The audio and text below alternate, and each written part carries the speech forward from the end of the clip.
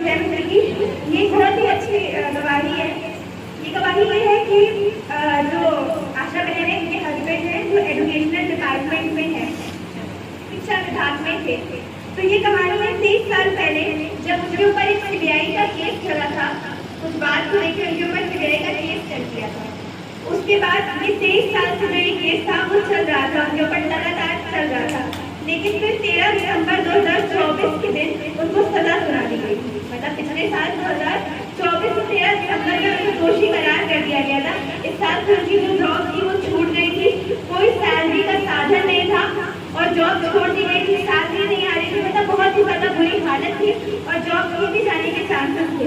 लेकिन हमारा खुदावंद जितना महान है, परमेश्वर ने दया है, लगातार प्रार्थना हो रही थी, आशा पर फाइल पे प्रार्थना हो रही थी। और पिछले ऑयल मीटिंग के दिन जो कि थी 25 मई 2025 को जो ऑयल मीटिंग थी, उस दिन पास्टर ने नाम लेकर आशा बहन के लिए प्रॉमिस करी कि आशा बहन खुदा आपका काम कर रहा है, आपका काम बनने जा रहा है।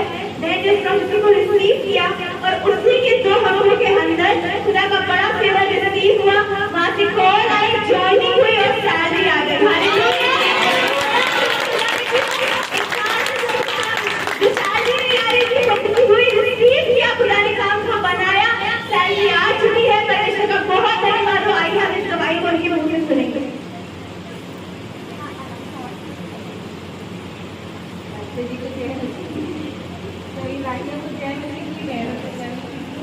मेरी गवाही ये है कि 3 साल पहले बताया कि एक केस में मेरे हस्बैंड को फर्जी में फंसा दिया गया था और वो कपड़ा भी ऐसा वैसा नहीं था।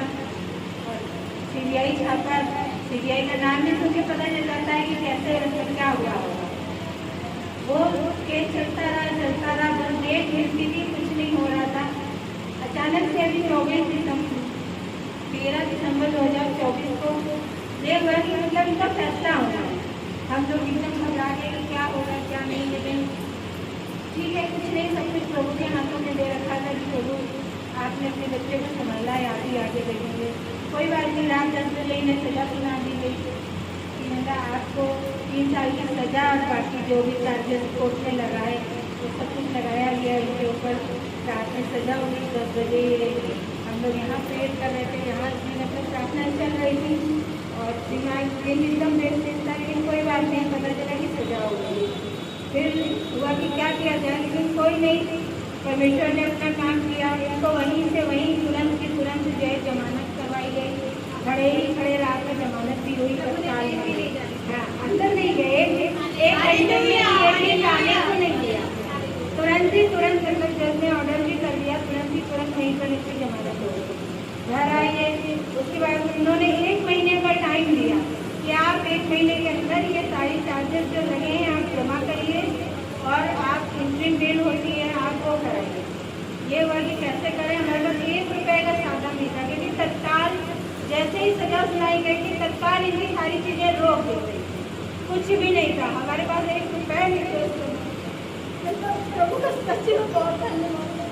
फिर उस समय मुझे समझ नहीं आता मैं क्या करूँ, मैं क्या करूँ। लेकिन मदद के लिए हाथ आगे बढ़े और मेरा पैसे का इंतजाम हुआ। कोर्ट में जो कोर्ट फीस जाती है वो जमा हुई और सबने जो है वो एक क्या होता मिल करके 1.5 लाख रुपए का इंतजाम हुआ हमारे हस्बैंड के लिए। सारे लोगों ने मिल के वो व्यवस्था करी, केस लड़ने के लिए मुझे मिला वो पैसा। मतलब प्रभु किस रीति से कहाँ काम करते नहीं समझ सकते हो आप कि वो अपने बच्चे को कैसे निकालते हैं। 1.5 लाख रुपए की व्यवस्था हुई। हमने उनसे वकील की बात करी, केस दिया, कागज निकल, सारा मेरा काम हुआ। उसके बाद 5 से 6 महीने परमेश्वर ने अच्छी रीति से हमें संभाला। किसी के आगे मैंने हाथ नहीं फैलाए, किसी के आगे कुछ नहीं फिर प्रभु मेरा पेट भरते थे, मेरे बच्चों का पेट भरते थे, मेरे बच्चों की सारी चीजें पूरी होती थी। कहाँ से होती थी मुझे नहीं पता, कुछ भी होता था मेरे बच्चों को मिल जाता था। मुझे नहीं पता पैसे कहाँ से उनके अकाउंट में आते थे, मुझे सच में नहीं पता। प्रभु की महिमा हो जाए, मेरे बच्चों का काम होता था। मेरी बेटी बाहर रहती है, उसकी सारी चीज़ें रुक गई थी, लेकिन वहाँ के उसके मकान मालिक ने पैसों के लिए कभी प्रेशर नहीं बनाया। उसने पूरी बात बता दी, मेरे पापा की जॉब चली गई, ऐसी बात है। उन्होंने कभी उसको परेशान नहीं किया कि मुझे जो है मेरा वो किराया नहीं दे रही हो या सब कुछ बेचारे को खुद पे कर देते हो। कहते तान्या तू परेशान मत हो, मैं जरूरत हो तो मुझे बताना। तो सच में प्रभु इतना महान है कि आपको अच्छे लोगों से जोड़ता है और ये सच में उनकी महानता है कि अपने बच्चों को किस तरीके से वो संभालते हैं। मेरा 5 से 6 महीने का किराया हो गया था। 2 बार मेरे मकान मालिक ने मुझे कहा, लेकिन प्रभु मुझे सब चीज़ों से निकालते हुए लाए।